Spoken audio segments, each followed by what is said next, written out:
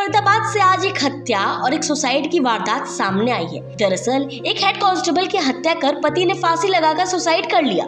महिला की पहचान सरोज के रूप में हुई है, जो फरीदाबाद के एनआईटी में महिला पुलिस थाने में तैनात थी।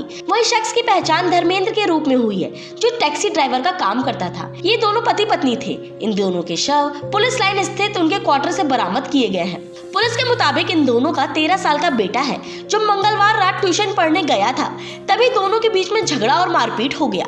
इसके बाद धर्मेंद्र ने कथित तौर पर सरोज का गला दबाकर उसकी हत्या कर दी और बाद में फांसी लगाकर खुद अपनी जीवन लीला समाप्त कर ली। मामले में सेक्टर 31 थाना प्रभारी ने बताया कि दंपति का बेटा ट्यूशन से वापस लौटा, लेकिन माता पिता ने दरवाजा नहीं खोला। इसके बाद वह अपने पड़ोसी के घर में सो गया।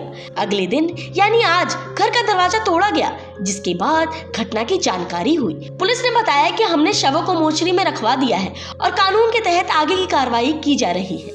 ये आज सुबह थाना सेक्टर 31 को सूचना मिली थी कि जो पुलिस लाइन में जो क्वार्टर नंबर 60 है, उसमें एक हमारी महिला हेड कांस्टेबल सरोज रहती थी और उसने सुसाइड कर लिया।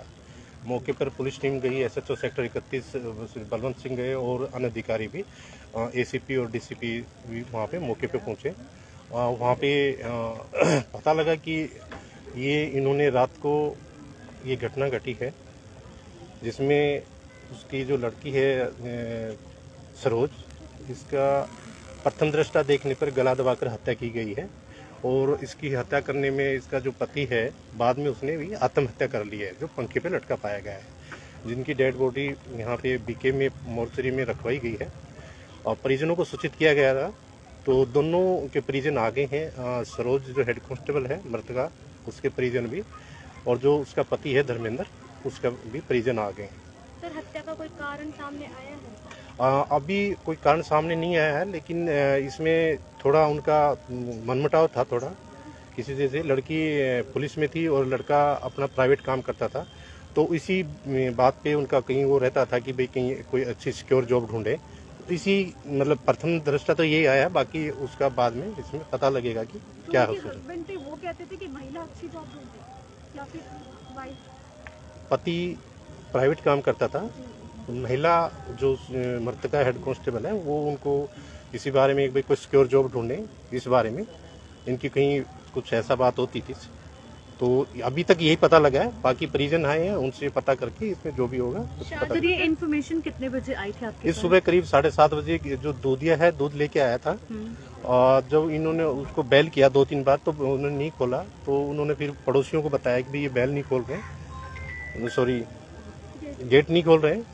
तो इस वजह से उन्होंने पड़ोसियों को सूचित किया, जो वहाँ भी सभी पुलिसकर्मी रहते हैं, और फिर उसका अंदर घर में प्रवेश किया गया खिड़की के रास्ते से। तो अंदर पाया गया कि जो लड़की है हेड कांस्टेबल वो बेड पे गिरी हुई थी और जो उसका पति है धर्मेंद्र वो पंखे से लटका हुआ था। बच्चे भी हैं?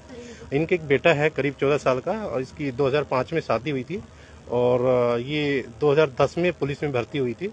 2018 में हेड कांस्टेबल बनी थी और महिला थाना एनआईटी में कार्यरत है।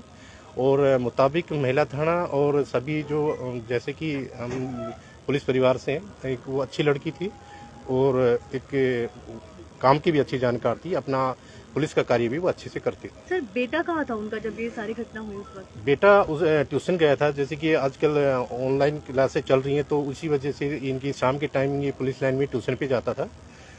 तो रोज का था उसका ट्यूशन का काम, तो वो ट्यूशन गया हुआ था।